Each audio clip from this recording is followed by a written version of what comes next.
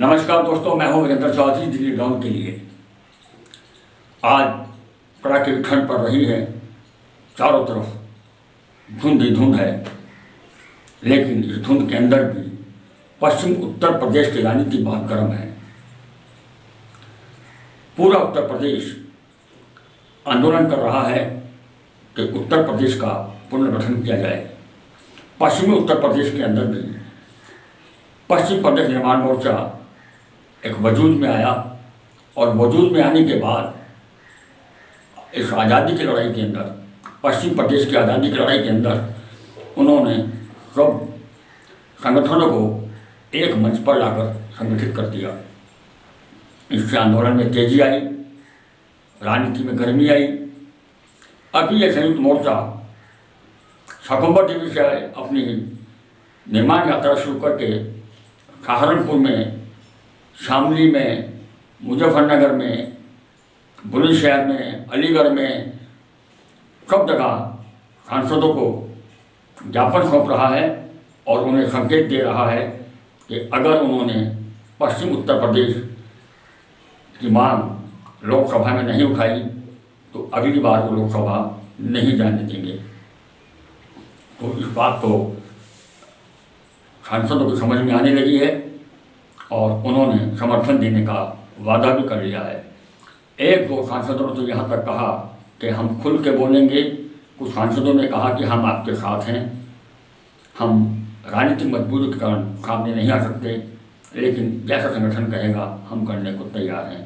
तो दोस्तों, मैं इस खबर को दिखाने का मकसद भी आपको मैं दिखा रहा हूँ। कर्नल सुधीर अभी मथुरा पहुँचने वाले हैं, अभी हेमा मालिनी से मिलेंगे, उन्हें भी ज्ञापन सौंपेंगे और नुक्कड़ रास्ते में वो नुक्कड़ सभाएँ कर रहे हैं। नुक्कड़ सभाओं में किस कदर उनकी भीड़ इकट्ठी हो रही है, इससे लग रहा है कि अब लड़ाई आर पार की होगी। दोस्तों, इस वीडियो को देखें, लाइक करें और पश्चिम उत्तर प्रदेश की खबरों के लिए बने रहें हमारे साथ, चैनल को सब्सक्राइब करने के साथ। ओके, धन्यवाद। यही कहना चाहे, जब तक कि आप इसके साथ में तन मन धन से नहीं जुड़ेंगे, कामयाबी नहीं मिलेगी। एकता में बल होता है, इकट्ठे हो जाइए और अपनी शक्ति को, अपनी पावर को बढ़ाइए। बहुत बहुत पश्चिम प्रदेश निर्माण मोर्चा जिंदाबाद करेगा, पश्चिम प्रदेश की बात करेगा। अपना परिचय, खासतौर पे जो हमारे मेन सदस्य हैं जो इस टीम में आपके साथ सामने है, आवाज आ रही है पीछे तक जी। तो मैं अपनी टीम जो हमारे अध्यक्ष जी हैं श्री सतपाल यादव जी, आप सब एक बार जोरदार ताली बजा के आपका स्वागत करते हैं। पश्चिम प्रदेश निर्माण मोर्चा जिंदाबाद जिंदाबाद। तो मैं अभी देश की मांग क्यों है और आप सबको इससे क्या मिलेगा उस बात के ऊपर आ जाता हूँ। अध्यक्ष जी इधर आ जाए, आपके ये बैनर सीधा करो भाई जरा पीछे। संयुक्त मोर्चा है। संयुक्त मोर्चा इसको इसलिए बनाया गया है कि जो संगठन हमारे क्षेत्र में है, चाहे वो किसानों के हैं, चाहे वो अध्यापक के हैं, खिलाड़ियों के हैं, इसमें 14 संगठन काम कर रहे हैं। उन सबको अपना बैनर लेके अपने नाम के साथ में काम करने का मौका इसके अंदर मिल रहा है। इस संगठन का कोई अध्यक्ष नहीं है, वो सब 14 संगठनों के जो अध्यक्ष हैं वो ही इसके समिति के, कार्य समिति के मेंबर हैं। जो भी निर्णय लिया जाता है वो उनकी आपसी सहमति से लिया जाता है। जैसे संयुक्त किसान मोर्चा था, जो आप सबने देखा होगा पिछले साल जो किसानों का आंदोलन चला, तो उसमें संयुक्त किसान मोर्चा बनाया गया था। अब इस आंदोलन में हमारा जो 26 जिलों का मांग है, एक जिला हमने और दिया है 27वां जिला जो फर्रुखाबाद है। तो ये हम लोगों की जो मांग है, ये सहारनपुर मंडल के 3 जिले हैं, मेरठ मंडल के जिसमें हमारा एक क्षेत्र आता है गौतम बुद्ध नगर, आपका ये अलीगढ़ में आता है। ये इलाका टोटल 26 जिले हैं, 6 मंडल हैं, सहारनपुर मंडल, मेरठ मंडल, बरेली, आगरा, अलीगढ़। तो ये मिला के टोटल 27 जिलों का ये प्रदेश माना गया है। साथियों, सबसे ऊपर नई राजधानी और नया हाई कोर्ट। अब आप सबको मालूम है हमारे को जाना पड़ता है यहाँ से 600 किलोमीटर लखनऊ और 800 किलोमीटर इलाहाबाद। वहाँ जाके क्या हाल होता है वो आप सबको मालूम है। उसके बाद प्रदेश की अपनी विधानसभा और अपना प्रशासन। अभी वहाँ जो प्रशासन है वो हमारी बात सुनते ही नहीं है। मेरे को 20 साल हो गए आंदोलनों से जुड़े, आपके क्षेत्र के बहुत लोगों को मैं जानता हूं जो इस आंदोलनों से जुड़े हैं। सबसे ऊपर ये है कि आपको प्रदेश की विधानसभा और अपना प्रशासन मिलेगा। हमारे अपने नेताओं की भी वहाँ चलती नहीं है लखनऊ में। नंबर 3, 5 लाख सरकारी नौकरियां साथियों और 50 लाख प्राइवेट नौकरियां। सरकारी नौकरी क्यों? क्योंकि अभी बहुत सारी वैकेंसी खाली पड़ी है। सरकार ने अब 60,000 पुलिस की नौकरियां निकाली जब उन्हें इलेक्शन नजर आया। अब तक उनको ये दिखाई नहीं दे रही थी वैकेंसी, लेकिन पुलिस में वैकेंसियां करीब 2 लाख से ज़्यादा हैं और अध्यापकों की वैकेंसियां तो मेरे ख्याल में 2.5 लाख है। प्राइमरी स्कूलों में, जूनियर स्कूलों में वैकेंसियाँ ही खाली पड़ी है, बच्चों की पढ़ाई नहीं हो रही। प्राइवेट में 5,000 10,000 के अध्यापक काम कर रहे हैं, उससे नुकसान आपका हमारा हो रहा है। पुरानी पेंशन योजना, जो कर्मचारी हैं उनके लिए पुरानी पेंशन योजना भी लागू की जाएगी जैसे बाकी प्रदेशों में हो रही है। नंबर 6 पे साथियों ये है, प्रदेश में आपके IIT हमारे पास नहीं है। आप जो पढ़ने वाले बच्चे हैं उन्हें पता है, एक IIT हमारी रुड़की में थी, वो रुड़की में चली गई, उत्तराखंड में। हमारे पास अब कोई IIT में किसान और रोजगार आयोग, किसानों की गन्ने की समस्या है, पेमेंट नहीं होता है, कभी रेट नहीं मिलता, कभी ब्याज नहीं मिलता, उसके बाद में देरी से पेमेंट होता है, आलू का पेमेंट की समस्या है। तो किसानों की बहुत सारी समस्याएं जो हैं वो मैं 20 साल से देखता रहा हूँ। तकरीबन सारे किसान संगठन, चाहे वो राकेश टिकैत जी हैं या हमारे जो हरपाल सिंह जी हैं और कितने ही संगठन हैं, कम से कम 10 संगठन हैं जो काम करते हैं पश्चिम उत्तर प्रदेश में, वो सब हम लोगों को कहीं ना कहीं आंदोलनों में हम लोग साथ काम करते हैं। सबकी समस्या प्रदेश से हल होनी है, लेकिन वहाँ लखनऊ में कोई सुनवाई नहीं होती है। कई बार आंदोलन हुए, राकेश टिकैत, सरकार प्रमोट नहीं करती।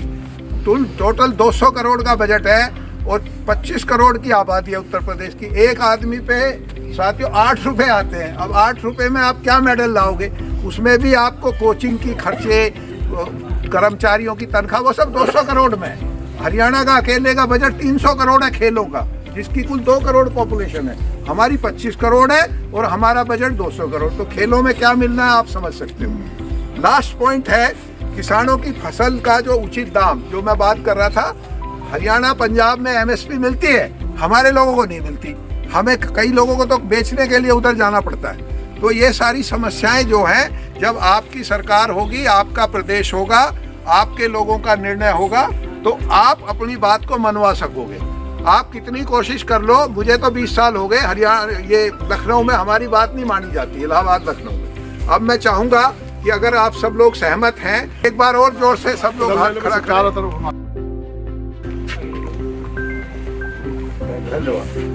धन्यवाद। अब आखिरी चीज, ये आंदोलन 3 बार तो मैं इसमें देख चुका हूँ। उत्तराखंड जब बना, हम लोग फिर चौधरी अजीत सिंह के टाइम पे वो भी ठप हो गया। लोगों ने, जो भी सरकार लखनऊ दिल्ली में थी, बात नहीं मानी हमारी। नंबर 3, पहले किसान आंदोलन, किसान प्रदेश के नाम से भी ये आंदोलन चला था। वो भी 94-95 में उस समय सेना में था, लेकिन जानता हूँ उस समय भी वो ठप हो गया।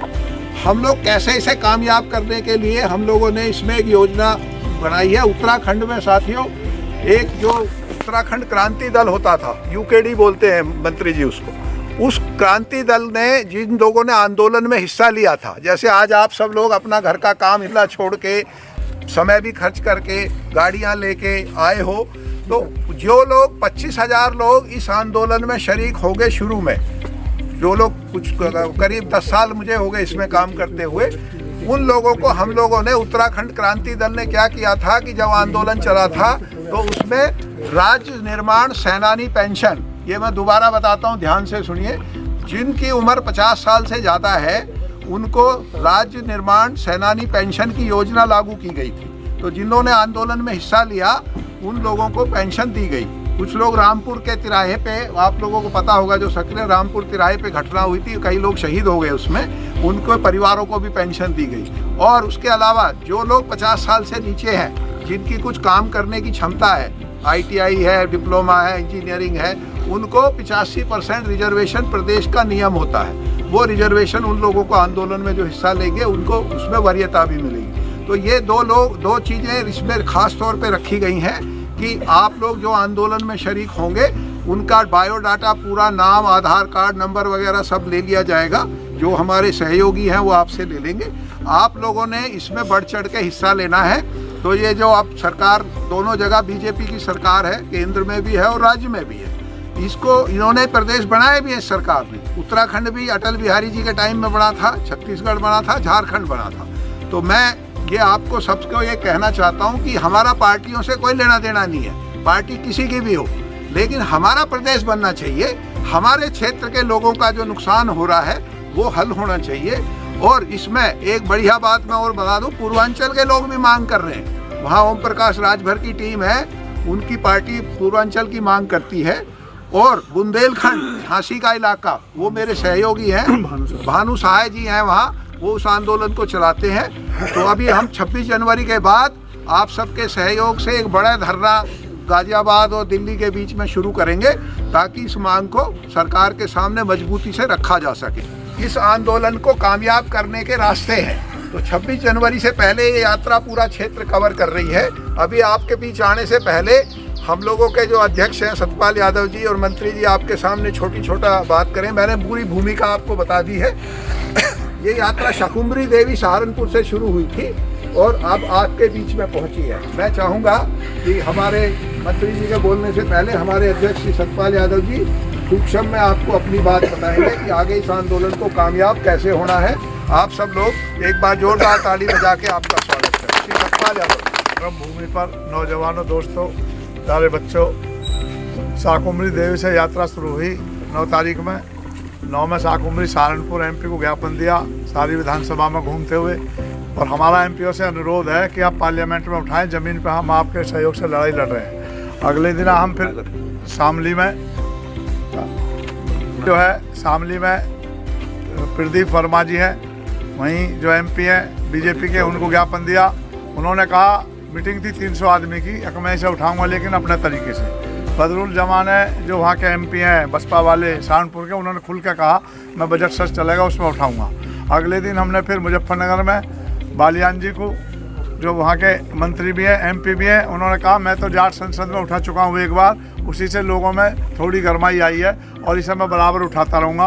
हमने कहा आपका बहुत बहुत धन्यवाद। उन्होंने कहा धन्यवाद नहीं वकील साहब, अब जो वोट मिलेंगी, अगर जो इस मुद्दा को नहीं उठाएगा उसे वोट नहीं मिलेगी। मैंने अपने स्वार्थ में उठाया और हम इसको फिर उठाएंगे। उसके बाद में बिजनौर में मलूक नागर जी हैं जो MP हैं बिजनौर से, उन्होंने पहले भी उठाया था पार्लियामेंट में और अब फिर उठाने का आश्वासन दिया। उसके बाद भोला सिंह को बुलंदशहर हमने पिछले शनिवार को ज्ञापन दिया। उसी क्रम में आज आपके ज़िले में आए हैं, वहाँ MP मिलेंगे। विजेंद्र सिंह आपके पुराने MP हैं और जो गौतम जी हैं उनसे भी टाइम ले लिया है और 12 में हमारी मीटिंग होगी। तो दोस्तों, गैर राजनीतिक संगठन है, आप ये संशय में ना रहे कि भाई ये तो कोई पार्टी है। ये गैर राजनीतिक है। जब तक हमारे प्रदेश नहीं बनेगा इसे हम राजनीतिक रूप नहीं देंगे। और दोस्तों, 2012 में बहन कुमारी मायावती ने प्रस्ताव पास कर दिया था कि इसके 4 टुकड़े होना चाहिए, क्योंकि सबसे बड़ा प्रदेश है। और ये यूपी जो है 25 करोड़, तो आंकड़े के हिसाब से इसकी जनसंख्या 30 करोड़ पहुंच रही है। और ये दुनिया के 4 प्रदेश इससे बड़े हैं यूपी से जनसंख्या के हिसाब से।